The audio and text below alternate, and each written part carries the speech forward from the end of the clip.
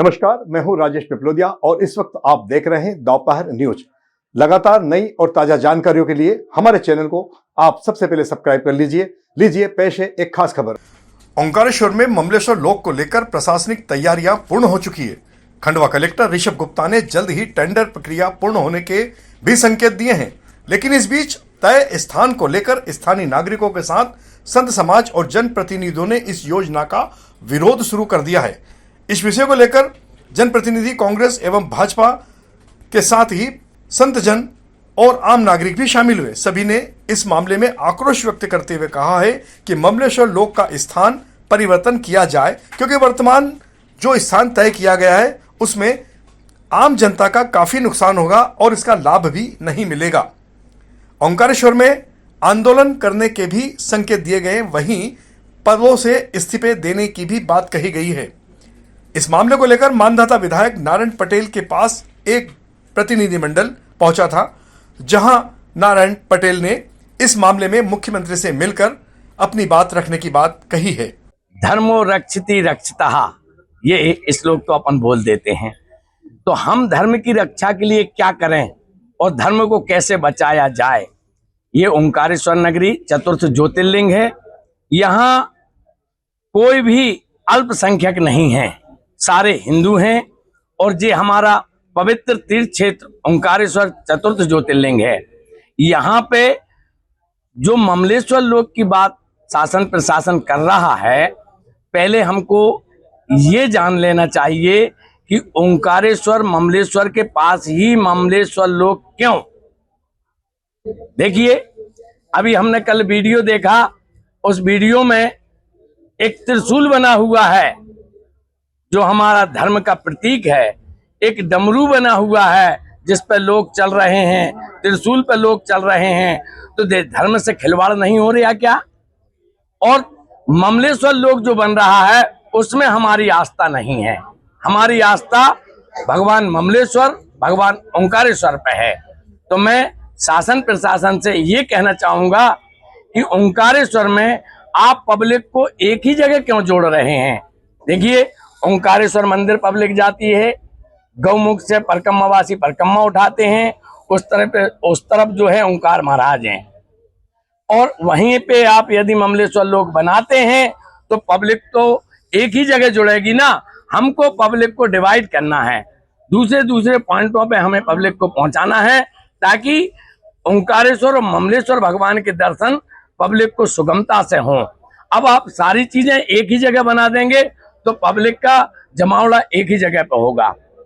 तो मेरा मत ये है कि इस योजना को स्थानांतरण किया जाए।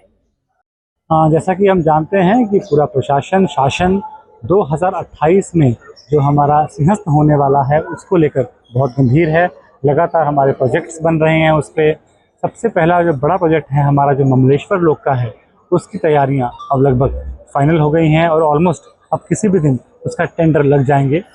इसमें ममलेश्वर महालोक जो बन रहा है उसमें ममलेश्वर के आसपास करीबन 200-300 मकानों को हटाए जाने की जानकारी मिली है। तो मुझे अच्छी तरह याद है कि जब किसी का घर टूटता है तो कितना दर्द होता है। इस चीज़ का मैं भुक्तभोगी हूँ। ओंकार पर्वत पे जो हमने इस पीड़ा को झेला है, और ये लोग जो बनाया जा रहा है इसमें मैं शासन प्रशासन से अनुरोध करूँगा कि इसको इन लोगों को मकानों को हटाए जाने के बजाय अन्य कहीं किसी स्थान पर बनाया जाए, क्योंकि जो लोग वहाँ पर बसे हुए हैं वो बरसों से बसे हुए हैं। उन लोगों ने कभी जब यहाँ पे व्यवस्थाएं नहीं होती थी, प्रशासन जब यहाँ पे मूलभूत सुविधाएं नहीं दे पाता था, तब उन लोगों ने आने वाले श्रद्धालुओं को वहाँ पे रुकवाया भी है, पानी भी पिलाया है, छाँव की व्यवस्था भी करी है।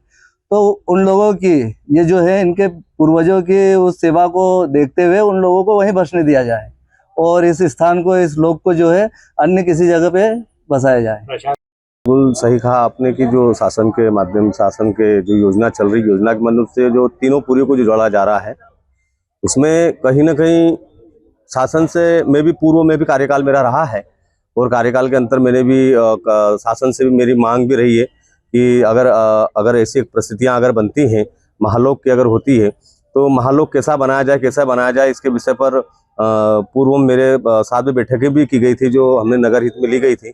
जो कि मगर इतना वो विराट रूप नहीं था। उस समय जो बैठक थी उस समय में इतना विराट रूप नहीं था। विराट स्वरूप के मतलब कि एक छोटा सा कि भाई कि आने वाले समय के लिए अपने को कितने श्रद्धालुओं को मतलब दर्शन करवाना है और कितने श्रद्धालुओं को अपने को ट्रॉफिक या किसी रास्ते के माध्यम से निकाला जाएगा, जिसे उनके अनेक प्रकार के पॉइंट भी दिए गए, दर्शाए गए थे। जैसे कि न्यू बस स्टैंड से लगा के नागरघाट वाला रोड दर्शाया गया था, और जैसे कि वेलकम गेट से लगाकर एक और ब्रिज की मांग की गई थी, जिसमें वो अपने काशी विश्वनाथ से के माध्यम से उसको जोड़ा गया था, ताकि जो 3 पुल जो बने हैं, शासन ने पूर्व में भी यहाँ पर वर्क हुआ है प्रसादम योजना के अंतर्गत, इसमें तीनों पुल को पुल के माध्यम से जोड़ दिया गया है। ओमकारेश्वर में जो भी दर्शनार्थी आते हैं वो उनका मेन उद्देश्य रहता है स्नान करना और दर्शन करना, उसके बाद फिर वो जाने के यानी करते हैंगे। बाकी अभी वर्तमान में जो प्रशासन द्वारा ममलेश्वर महालोक के लिए जो योजना बनाई जा रही है और नगर के विनाश करने पर जो तुले हुए हैं वो नहीं होना चाहिए। विकास करने के लिए बहुत जगह है। पूरे नगर में हमारे 8 घाट है सरकारी और एक प्राइवेट घाट है नागर घाट। 8 घाटों में पानी तक आचमन नहीं कर सकता यात्री, और एक ही घाट है प्राइवेट जो नागर घाट है, वहां पे स्नान कर सकता है। तो विकास पहले घाटों का करिए, पार्किंग सुविधाएं करिए, उसके बाद ये महालोक करिए। और महालोक भी आप बहुत जगह आप ऊपर उस पार गढ़ के ऊपर जहाँ आप पब्लिक बसती है वहां पे आप अभयारण्य बना रहेंगे।